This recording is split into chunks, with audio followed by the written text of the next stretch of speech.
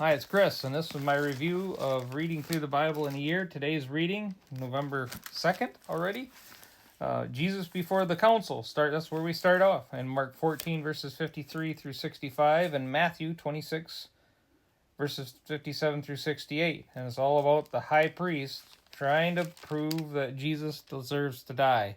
They're trying it by false accusations, which that doesn't even work because that doesn't even line up. They're trying too hard until finally they say, "Aren't you the Messiah?"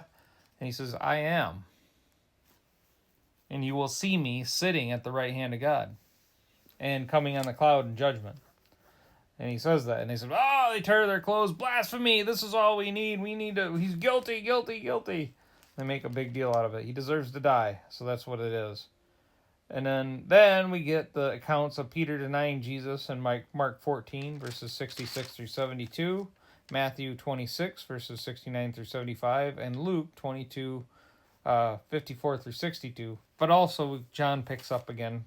Yesterday's reading had him denying him once, and now we get the last two. In John chapter 18, verses 25 through 27. Peter takes it pretty hard. He weeps bitterly over it. He goes away. He sees what he did wrong as soon as he hears the rooster crow. But remember, Jesus prayed for him. He said, "Peter, Peter, Satan has asked to sift you like wheat, but I've prayed for you that your faith be strengthened. And when you have repented," he knew he was going to repent of his sin of denying Jesus. That is a sin. Deny Jesus before men, and I will deny you before my Father. But again, he's saying repent. He repented. He repents. He will repent. He says, "Strengthen your brothers."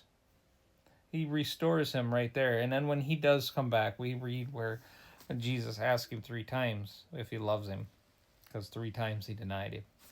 So that's what we get there. And then we get Jesus before the council in Mark 15, Matthew 27, and Luke 22. All talk about Jesus before the council about and they want to put him to death, just short little clips. Then we get Jesus hanging himself in Matthew 27 through 3:10. And that intrigues me just a little bit, just because the leading priests and elders, Judas says, "Hey, I shouldn't have done that." He was cut to the heart. He had great guilt because the enemy putting that on him and forcing that guilt on him for making that mistake. So he took the 30 pieces of silver back to the leading priests and elders and said, "I've sinned, for I betrayed an innocent man." In the leading priests and elders, "What do we care? That's your problem." What kind of answer is that for ministers? Obviously, they weren't worried about the people at all. They didn't care. They cared about their power and position. That's why they gave him the money in the first place. They wanted him turned over and turned in because he threatened their way, and he called them out, and they didn't like it. So again, they're threatened by it, and he says, "All right," and he throws the money down, and he goes away and hangs himself. Again, that guilt. And God never says that he couldn't be forgiven for that. He forgives Peter for the same crime, denying Jesus. He's denying Jesus. But instead of repenting, he takes his own life. He owns his own sin. Again, that's the beautiful part of what Jesus did, is he takes that sin and he pays the penalty for it. So even with Peter's guilt is on him, but the payment for that sin's already been made. And Judas makes the payment himself for his own sin.